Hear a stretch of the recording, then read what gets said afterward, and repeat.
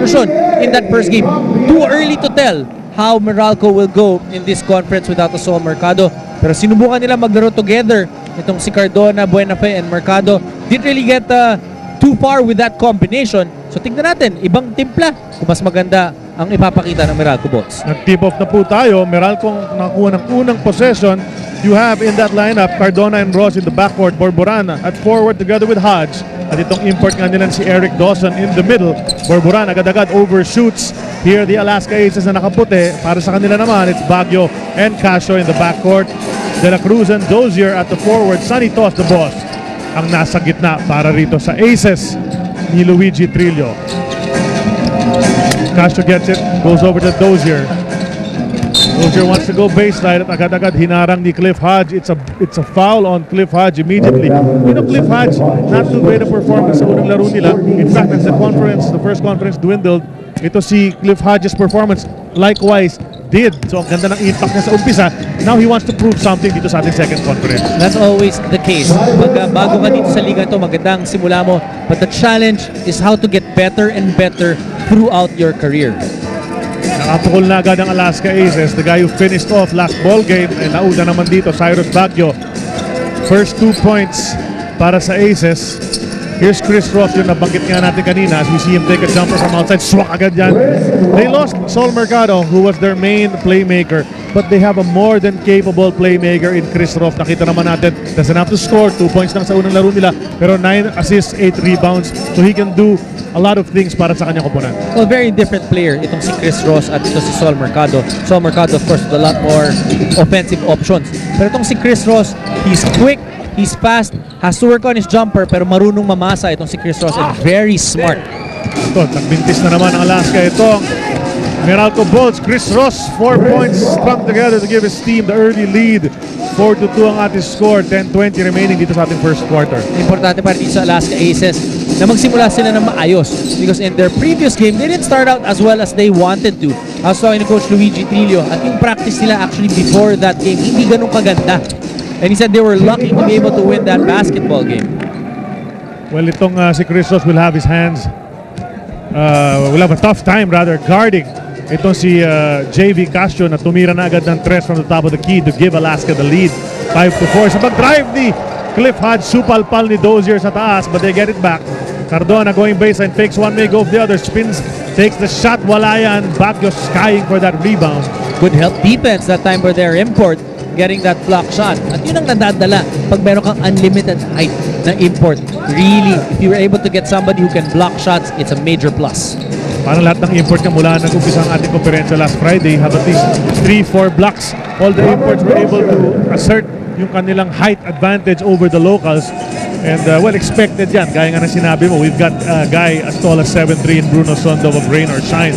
So dapat lang, they're able to block some shots. Si Sondov nga lang yata nahirapan doon sa block shot department. Wala yata sa game nila. Eric Dawson ang hindi nahirapan nung last game dun sa kanyang scoring.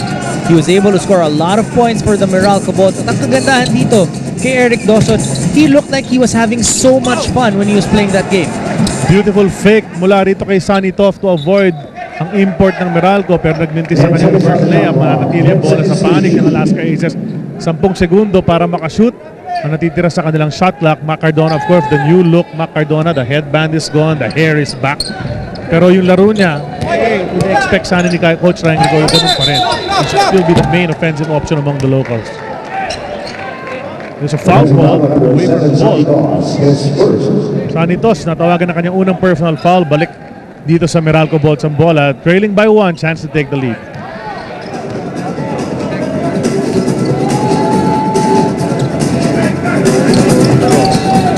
Into the paint. Takes it out to Borboran. Nilapit ang bola, labas muli kay Ross. Tumira naman ang tres. Wala yan. Borboran tried to tap it. Tony De La Cruz ang nagsecure ng leather. Ito si JV Casio. Kahit nagmintis nun si Chris Ross, you like it that he took it at hindi siya nagdalawang isip because that's a shot that he'll need to work on dito sa kanyang career dito sa PBA. Cyrus Baguio, Mac Cardona, what a matchup. They try to go to Dozier. Out to Tony De La Cruz from 3. It's short. Dozier gets it inside. Put back. Easy 2 points para kay Dozier. 4 points now for him. You like that? as Coach Luigi Trillo because pumunta siya doon, kumuha siya ng offensive rebound at one of the things that they need help on, if you look at the statistics, last conference, Alaska was not up there in terms of the rebounding department. Eric Dawson's jumper from outside, wala yan. Cliff Hodge na preserve yung possession on the offensive rebound. Ito si Chris Ross, 24 para sa Bulls. Nilabas rito kay Cardona, tumira mula sa tres, bitin yan. Hodge taps it over to Chris Ross. Third possession para rito sa Meralco Bulls. At siyempre si Coach Luigi Trillo upset at the fact his team can't get the ball. Kakasabi ko lang na maganda yung pinakita ni Dozier, offensive rebound. Pero pagdating naman dun sa defensive rebound, defensive rebound, hindi pwedeng isang tao lang yan. 5 guys have to box out their man para makakuha ng isang defensive rebound. But yun naman kasi nadadala ni Cliff Hodge. Alam naman natin mula sa pool yan. When he came into the league, as we see Cardona hitting the two. Si Cliff Hodge, very similar. He's a Calvin Abueva type. Very high energy, has a nose for the ball. Laging tumatalon dyan sa ating hardcourt to try to get the possession back. So we expect that from Cliff Hodge. Isa sa malaking bagay para makakuha ng offensive rebound is you need to want it. Kahit na gano'n ka laki ka or gano'n kataas ka tumalon, pag hindi mo gusto, hindi mo maaabutan yung bola. At hindi nga naabutan ni Vic Manuel ang bola. Masyado mababa ang pasa. Vic Manuel, of course, a rookie coming over from Global Port. Trying to guard Sanitos. Mismatch yun. Ang laki-laki ni Sanitos compared to the muscle man. Tinatawag nila the muscle man si Vic Manuel. Foul agad ang tatawag sa former PSBA champion. Good recognition that time by the Alaska Aces. Nakita nila yung mismatch against Sanitos who was able to seal Vic Manuel. 9-8 ang ating score. Alaska Aces are up ahead with 6:42 remaining dito sa ating first quarter. Sanitos had a great game sa kanilang unang laro. Trying to body up against Cliff Hodge. The hook, it's short. Dozier tries to get the offensive rebound. Two imports going at it. Meralco gets the possession. Cardona. Dito kay Manuel. Manuel against Abueva. Abueva with a smile on his face. Manuel, the hook. Bounces out and Abueva agad-agad nakakuha ng rebound. Dun sa dalawang play na yun, makikita natin, kailangan magpalakas ka talaga ng katawan dito sa PBA because when you try to post somebody up, kailangan meron kang lakas na pag-ikot mo, hindi ka matulak palayo at maiba yung tira mo. Dozier gets it in the lane. Gotta do something. Tumira agad, wala yan. Off balance. Rebound mula kay Dawson. Ito si Dawson, sinasabi ng iba, medyo Kevin Durant ang dating, yung asta, pati itsura. But he had a great game, 37 points. Kung ganun ang output niya, pwedeng compare talaga kay Kevin Durant yan. Pero ito si Macardon, alam natin, very little rin yan sa scoring department. Naka-hook shot, his staple shot mula dyan sa kanan. At alam mo, Charlie, itong si Eric Dawson, alam mong magaling. Bakit? Kasi nanalo siya nung D-League Impact Player of the conference. Pero hindi lang yun. Hindi lang naman Meralco ang kumukuha dyan. Pati itong Alaska Aces. So when you're being recruited by a number of teams, that just speaks highly kung gaano kagaling ka. May iba kasi yung sistema kung saan nanggaling ito si Eric Dawson. He came from the Austin Toros. That's the D-League team na sponsored ng San Antonio. Tip ang mga fans para uminit ang kanyang laro. And even if it will take a lot of work for him to fit in Alaska, he enjoys the fact that PBA allows him to be free with his style of play. Back to you, Charlie. Well, talaga yung mga imports naman are allowed to do. Kung paano sila contribute sa kanilang mga kupunan, pinababayaan sila to do that. And of course, he's having a great time here. Coming from winning tradition, good college credentials para rito kay Dozier. Got to play with none other than Derrick Rose with a follow-up jam. Ito si Dozier, as we spoke about him. Griff Douglas Roberts, some NBA veterans. Sa mga kakampi niya, umabot sa NBA. Ang kagandaan dito kay Dozier, at that time, he's really looking for the offensive rebound. So he's letting the guys, yung mga Alaska teammates niya, sila muna ang primary option. Tapos pagkakailangan, doon na lang siya. But he's getting those offensive rebounds, which makes him doubly hard to guard. Why? Because he's on the weak side. So mas mahirap siyang depensahan pag gano'n. Eto si Abueva in the lane. Ang ganda ng feed sa kanya ni Gabby Espinas. Hits the jumper from 10. So he's on the board. May score na siya. May rebound na siya.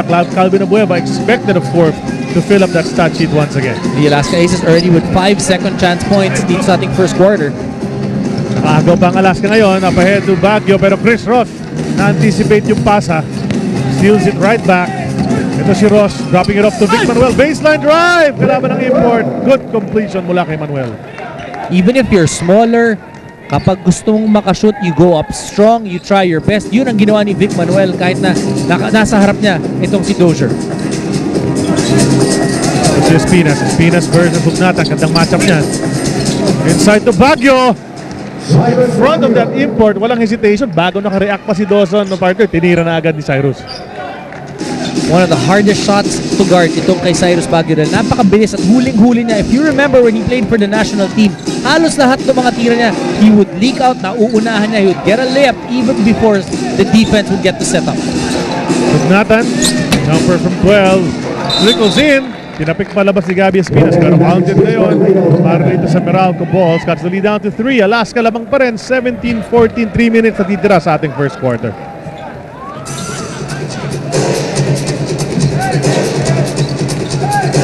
Casio using the pick. Inabas rito, cutting to the basket. Dozier. Hindi na ipasok ang layup pero pupunta sa linya para sa dalawang free throw over rain or shine. And dito pa lang sa first quarter, naka-8 na. Ito si Dozier. Timberlake pumasok pa sa ating laro para palitan itong si Chris Ross. So Timberlake gets a break dahil sa pag-trade kay Sol Mercado. He steps up to backup point guard immediately after Chris Ross. Well, if you look at the point guard position para dito sa Meralco Balls, you have Timberlake, Chris Ross, and Paul Artadi. All of them more or less play the same type of basketball. So naka-tres agad. Kakapasok lang sa ating laro. Ron J. Buenafe, napag-usapan natin kanina. He's one of the main guys na kung saan na umaasa itong si Coach Ryan Gregorio. Agad-agad nag-deliver ng tres. Going the other way, here's Vic Manuel. Pinabas kay Timberlake. They slow it down dahil nakaset up ng depensa ng Alaska Aces. Dawson. Import versus import. Spins in the lane. Jumper. No go. Rebound. Hinugot na naman. Dito si Calvin Abueva. RJ Azul as well is in the ball game para sa Alaska Aces at backup point guard. Yan ang matchup ngayon. Timberlake and Azul, they got a Dondon on the veteran. Balik kay Azul. Labas kay Dozier, open from 3. Why not? Swak yan para kay Robert Dozier. You look at all the shots of Robert Dozier. Halos lahat doon, walang nakahand up because he moves well without the basketball. Yun ang scouting report sa kanya. You know, he likes the pick and rolls and he'll pop out or he'll slide through. Hindi siya yung nag-i-initiate but he's actually the recipient of a good move. Ngayon, umupo na yung dalawang import. So both coaches reacting to each other. Pag sub nung isa, linabak na rin ng isang coach yung kanyang import. So it's all local lineup right now. The rebound taken by Gabby Espinas dun sa Mintis. J.R. Reyes ngayon ang sentro para sa Meralco Bolts. And of course, ito si Sonny Tos is back in the ballgame for the Alaska Aces. Azul. They go to Espinas. Kabilang panig naman, Ontiveros takes the jumper from outside Walaya. And Espinas keeps it alive. Abueva to the basket. There's a foul as he made his way. Vic Manuel ang matatawagan ng kanyang personal foul. That's a difficulty. Napakabilis itong si Calvin Abueva. Pumasok na. Isa pang point guard. Sinabi mo, yung pangatlong pangalan na minention mo kanina, Paul Artadi is in the ball game at agad-agad ginugulo niya. Itong si RJ Azul taps the ball out. We talk about intensity coming off the bench. Paul Artadi is one of the best dito sa ating liga. He's coming off an injury. So Coach Ryan Gregorio more than happy na itong si Paul Artadi is back there to give him that spunk, especially on defense. Ontiveros drops it over to Espinas. Espinas on the reverse. Ang ganda naman. Ito na lamang ng Alaska. 24-17. That's the biggest lead of the ball game so far. 30 seconds remaining dito sa ating first quarter. Ron J. Buenafe against Sonny Tos. That's a mismatch. Goes right by the big man to the basket. Well, the second line of defense. Si Barry. Oh, pati si Benji. Si Benji rin. Oh. Mas matanda ka na ng konti noon. Alin? Kasi Barry, mga Oo, mga ganun pala. normal naman natin yan. The radio call foul was given up. At ito, nasa penalty na, so you won't get any more of those fouls. Abueva open to the basket! They gave him the baseline and Alaska gets a score. 26-19, 8.6 seconds to work on this. Vic Manuel goes up strong at yun. Defensive lapses on both sides. Makakahirit pa ang Alaska ng huli. RJ Azul, bitin ang tira sa pagtatapos ng